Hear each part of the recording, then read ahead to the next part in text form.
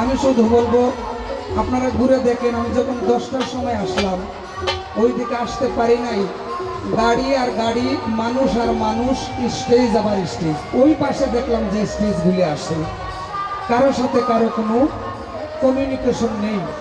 এইভাবে পৃথক করা, পাঠ করা। যারা এখানে কমিটি আছেন, যারা সদস্য আছেন, আমি বলবো ওই স্টেজের যদি পারেন তাহলে মাইকটা যাতে বন্ধ করে দেওয়া হয়, প্লিজ আপনারা একটু সহযোগিতা করুন। আমি প্রথমেই বলেছিলাম যে আমি যেহেতু দাঁড়িয়েছি আমার একটা প্রতিবাদের ভাষা নিয়ে, আমি আজকে 3 দিন যাবত এই প্রতিবাদটা করছি এবং করে যাচ্ছি। গতকাল তো ফেন্সুগঞ্জে ছিলাম, তার আগে ছিলাম আগের দিন নবীগঞ্জে। আমরা যারা গান করি, আমরা বিনিময়ে মানুষের কাছ থেকে শুধু ভালোবাসা, সহানুভূতি এটাই আশা করি, আর কোনো কিছু না। আপনি আমাকে কয় টাকা দিবেন, কত টাকা দিয়ে সাহায্য করে বা সহযোগিতা দিয়ে আমার সংসার রক্ষা করবেন, পারবেন না। আমি শুধু একটা কথাই বলতে চাই, যারা বাউল গান করেন তারা অত্যন্ত সরল সহজ মনের মানুষ, আর যারা বাউল গান শুনেন তারা তার চাইতে আরো সরল সহজ মানুষ। তাদের ভিতরে কোনো হিংসা নাই, তাদের ভিতরে কোনো নিন্দা নাই। আমরা যারা বাউল গান করি, আমরা চাই না কোনো মানুষকে একটা কটাক্ষ করে কথা বলতে, কোনো মানুষের সঙ্গে লাগাবাজি করতে, কোনো মানুষের সাথে ধোঁকাবাজি করতে। আর আলেমদের সাথে তো কোনো প্রশ্নই আসে না। যারা আলেম, উলামা, মাওলানা, মুহাদ্দিস, মুফতি আছেন, তাদেরকে যারা গালিগালাজ করে, তাদেরকে যারা কটাক্ষ করে, আমরা তার বিপক্ষে। সে একজন সাধারণ মানুষ হোক, সে একজন বাউল শিল্পী হোক, বা সে একজন দেশের কোনো মন্ত্রী হোক, আমি যেটা মনে করি আলেম উলামাদের বিপক্ষে আমরা নয়। কিন্তু ভাই কি করবো রে ভাই, হাত মাত্র তোমারই নিয়ে আসো বাড়ি থেকে, আর ওনারা হাত নিয়ে আসেন নাই, ও বলে বউরে চাকরি করছে। আমি এই কথাটাই বলতে চাই, সুফিয়ান বিন ইমাম নামের একটা ছেলে আছে, নয়ন, একটা ছেলে আমাদের সিলেট জোকা সারা বাংলাদেশের বাউলকে নিয়ে এত কটাক্ষ ভাষায় কথা বলছে ইউটিউবে। তার ইউটিউবের নাম হলো মুস্কি হাসি।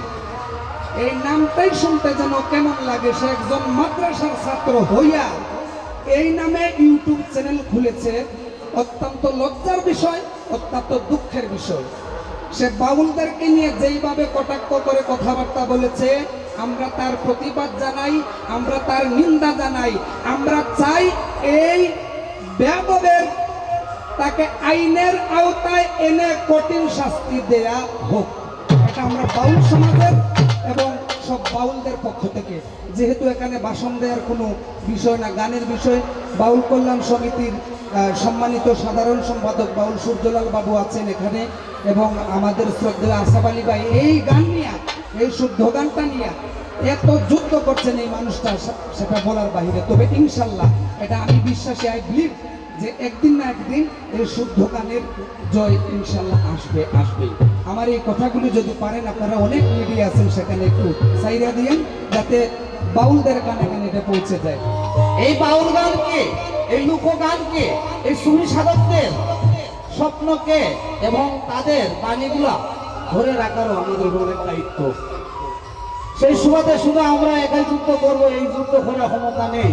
আমাদের যুদ্ধ একটাই আছে, শুধু আপনার দোয়া এবং ভালোবাসা নিয়ে আমরা প্রতিবাদ করব, যাতে আমরা গানে গানে সুরে সুরে সেই সুর যাতে সারা জীবন বেঁচে থাকে। আপনারা সহযোগিতা চাই, আমাদেরকে অন্ততপক্ষে একটু সহযোগিতা দিয়ে এই যে আমাদের যে অপসংস্কৃতির একটা প্রভাব করে আমাদেরকে বিভিন্ন খাতে আমাদেরকে, আমাদের মরমী সাধকদের গানকে দুলাসাত করার জন্য এবং নিঃসাত করার জন্য যে উঠে করে লাগছে, তাদেরকে আমরা মোকাবিলা করার এবং তাদের কাছ থেকে বাঁচার একটু সহযোগিতা চেয়ে, এই যে একটা ছেলে কথা বলছে, মোটামুটি ছেলেটা ভালো, তার ভাষা ভালো, ছেলেটি ছেলে। তবে আমরা আশা করি তারও আল্লাহ সুজ্ঞান এবং তার মধ্যে সুমতি দেব, যে এটা অলিয়া উলিয়ার রাজধানী, যে মাটিকে, যে শহরকে, যে সিলেটকে সারা বিশ্বের মানুষের সম্মান করে এখানের ছেলে হইয়া, যাতে তার মধ্যে সুফি সাধকদের প্রতি বা ওদের প্রতি তার শ্রদ্ধা ভক্তি আসুক।